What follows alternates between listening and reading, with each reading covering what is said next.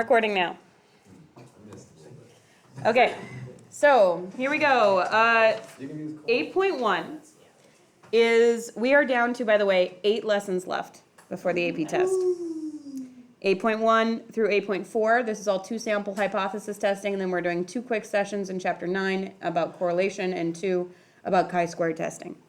So 8.1 is all about 2 sample testing if you know the population standard deviation. Are you starting to see a pattern here?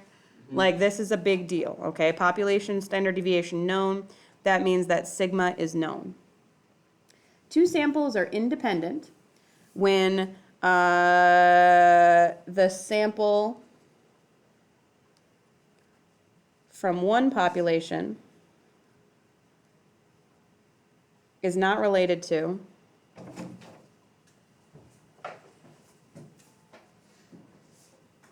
the sample from the other population. Related to mean what? Like, what is related to?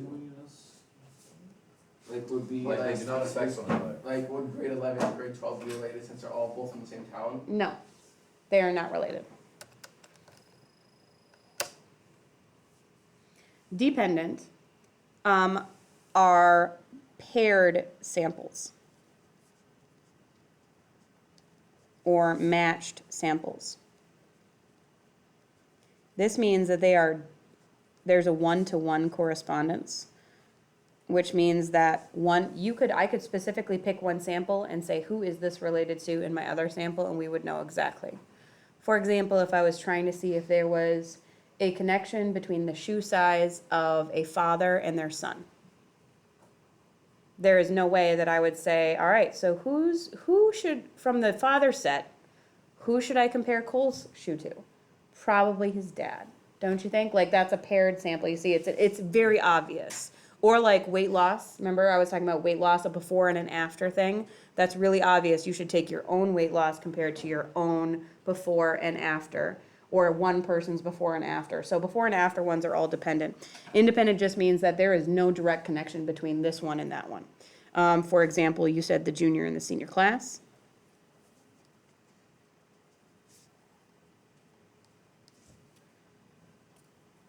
And we said here weight loss, before and after.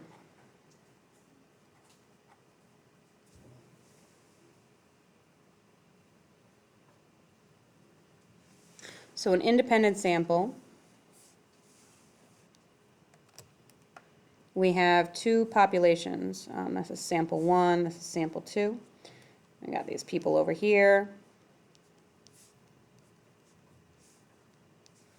Okay, so notice this. In my sample number 1, in my example, look up, in my example, how many people are in sample number 1? 6. How many people are in sample number 2? 4, and that's allowed. You don't have to have the same amount in the 2 different samples because they're not related. But when it's dependent,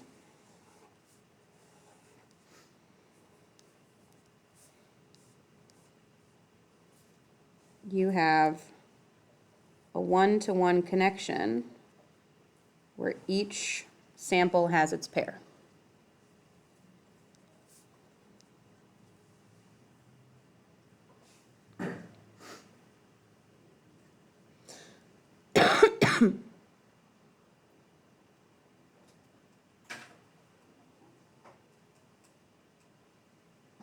How are we feeling about this? Pretty good. Great. All right, independent or dependent? Heights of 27 adult females, heights of 27 adult males. Independent. That's what I meant. That is what I meant, I forgot what the words meant for a second. Independent. They were separate, but. Why is the second one dependent? They're the same students.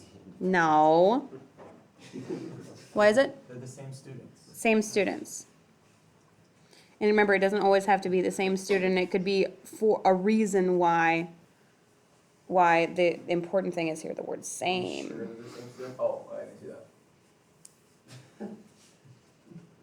that. So it's like we're comparing their midterm and their final exam. Usually when you're comparing paired samples, you're talking about growth.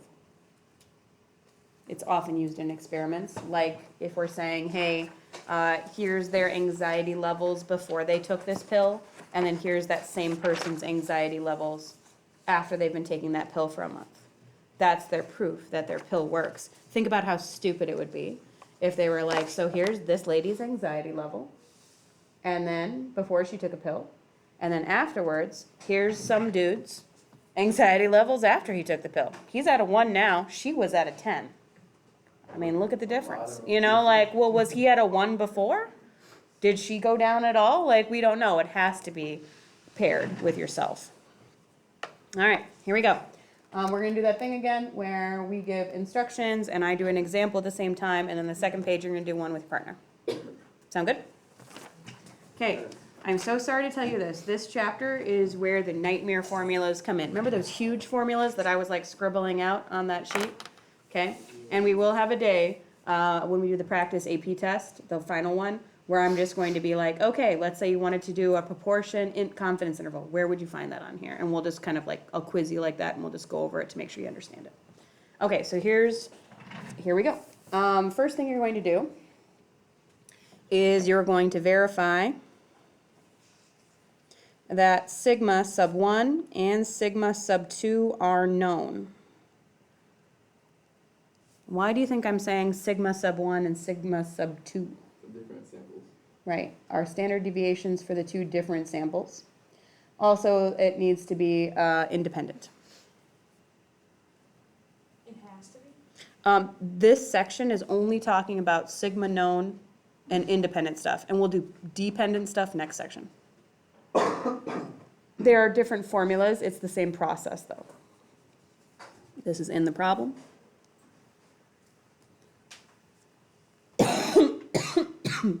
All right, step 2.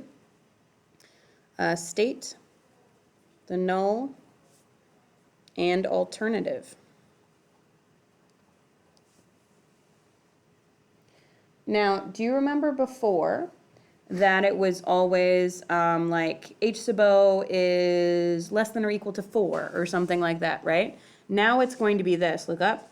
You would say my null is that my mu1 is equal to my mu2, and my alternative is that my means are not equal. No, sometimes it's less than or equal to, but it's never a number anymore, it's comparing two things. So now I'm saying like the means are equal, or one is less than or equal to the other, but it's never a number anymore, now it's just all symbols. All we care about is the two populations compared to each other, not compared to a number. So when you make a guess, when you do your 2-sample hypothesis test, you would say, I think seniors are greater than or equal to, as far as free throws, than freshmen. You know, like you would compare the two, not say, I think seniors are gonna get 3, and I think, you know, on average out of 5, and I think freshmen will get 1 out of average. You don't need numbers at all, we just compare the two. One's greater than the other, or they're equal or not equal, something like that. Okay, next up is the rejection regions and critical values.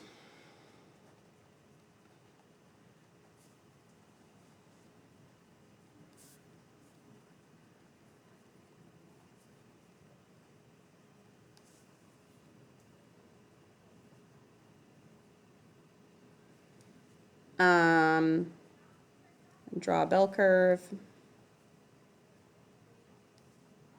And for this, you're using a z-table.